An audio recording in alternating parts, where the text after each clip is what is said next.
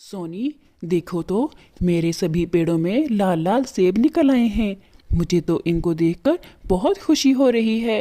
देखना, इस साल हमें बहुत मुनाफा होने वाला है। हाँ हाँ, सही कह रहे हो कबूतर जी।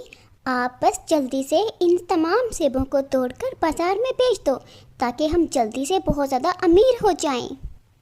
हाँ हाँ सोनी, क्यों नहीं। हमारे दिन बहुत जल्द अच्छे होने वाले हैं।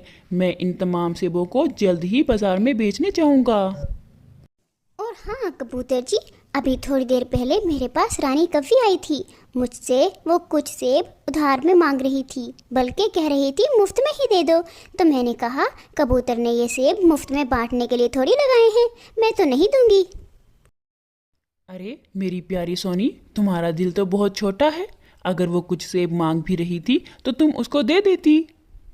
अभी वो ऐसे बातें कर ही रहे थे कि वहाँ पर उल्लू डॉक्टर भी आ जाता है। अरे कबूतर, तुम्हें पता चला क्या? सोनी की माँ बहुत बीमार है। तुम जाओ जल्दी से सोनी को लेकर और इसकी माँ से मिलकर आओ। हाय रे, मेरी माँ! कुछ नहीं होगा मेरी माँ को। कबूतर जी, जल्दी चलो, मुझे अपनी माँ के पास जाना है।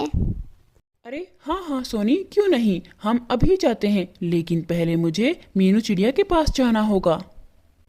अरे मीनू चिड़िया, मुझे तुमसे कुछ काम है। मेरी बात सुनो ज़रा तुम। मुझे तुम्हारी मदद की ज़रूरत है। अरे रे कबूतर किसान, क्या हुआ?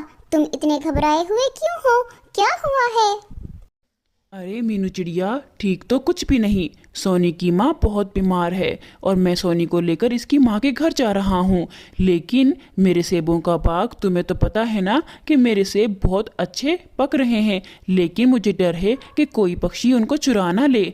अगर तुम मेरे बाग की हिफाजत कर सको तो मैं आराम से सोनी को लेकर जा सकता हूँ।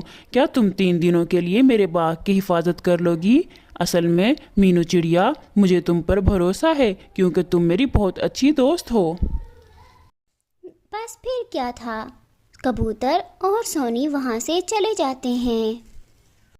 बेटे, मेरे सर पर बहुत बड़ी जिम्मेदारी आई है जो मुझे 3 दिन तक निभानी होगी। मुझे कबूतर के बाग में जाना होगा ताकि कबूतर के बाग की हिफाजत कर सकूं। आप तो जानते हो ना, कबूतर ने कितनी मेहनत से वो सेबों का बाग बनाया है और मैं नहीं चाहती कि मेरी वजह से उसके बागों का कोई नुकसान हो जाए।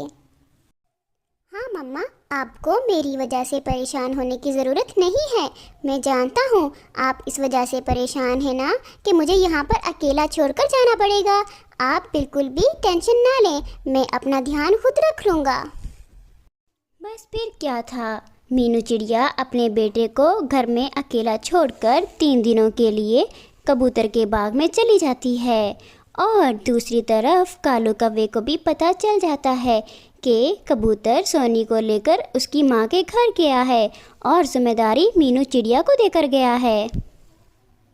अरे रानी कव्वी, तुम जानती हो क्या?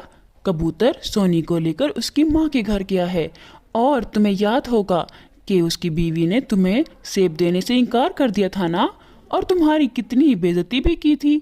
मैं तो कहता हूँ अब तुम्हारी इस बेइज्जती का बदला लेने के लिए अच्छा मौका मिल गया है। हाँ बिल्कुल कालू, कबूतर को अपना बाग बहुत पसंद है ना। सेबों में उसकी जान बसती है।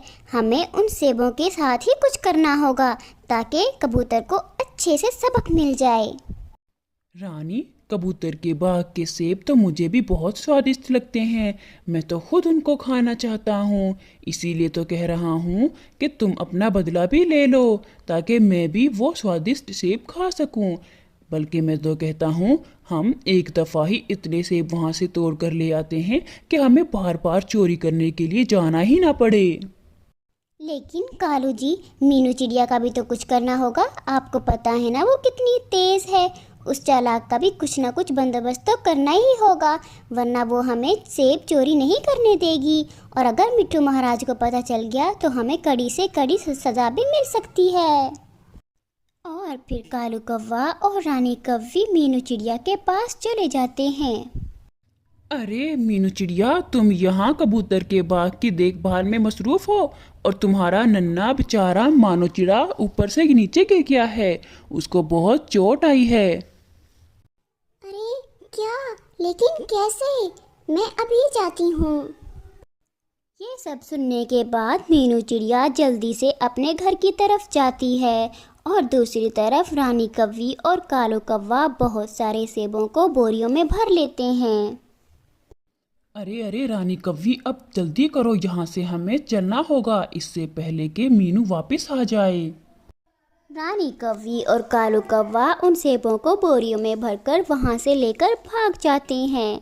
दूसरी तरफ मीनू चिड़िया अपने घर जाकर देखती है तो उसका बेटा तो बिल्कुल सही बैठा हुआ था। मीनू चिड़िया फिर वापस कबूतर के बाग में आ जाती है। अरे रे, ये मैं क्या देख रही हूँ? कबूतर के बाग से इतने सारे सेब कहाँ चले गए हैं? यहाँ पर तो कितने ज़्यादा सेब लगे हुए थे। ये किस पक्षी ने चोरी कर लिए हैं? ओह, कहीं ये रानी कव्वी और कालू कौवे ने तो चोरी नहीं किए? उन्होंने मुझे बेवकूफ़ तो नहीं बनाया? अब मैं कबूतर से क्या कहूँगी? पहले मैं रानी कव्वी और कालू कौवे की तो खबर लेकर आऊँ। कालू कौवे, रानी कव्वी, तुम क्या समझते हो? मुझे बेवकूफ़ बना दोगे? मुझसे झूठ बोला ना कि मेरा बेटा ऊपर घर से नीचे गिर गया है। मेरा बेटा मानो चिड़ा तो बिल्कुल सही बैठा हुआ था। तुमने सेब चोरी करने के लिए मुझे बेवकूफ़ बनाया था ना? अरे मीनू चिड़िया, ये कैसे बातें कर रही हो? कबूतर के बाग में चोरी हो गई है। अरे मीनू चिड़िया, मैं सच कह रही हूँ। मानो चिड़े के गिरने की खबर हमें बुलबुल बहन ने बताई थी। हो सकता है बुलबुल बहन को कोई गलतफहमी हो गई हो। अरे तो ये फिर किसने किया है? मैं थोड़ी देर के लिए बस अपने घर गई थी तो पीछे से किसी पक्षी ने सारे सेब चोरी कर लिए हैं। अब मैं कबूतर को क्या जवाब दूंगी? अरे रे, ये क्या हो गया? फिर मीनू चिड़िया वहाँ से उदास होकर कबूतर के बाग में वापस चली जाती है। अरे अब मैं कबूतर को क्या जवाब दूंगी?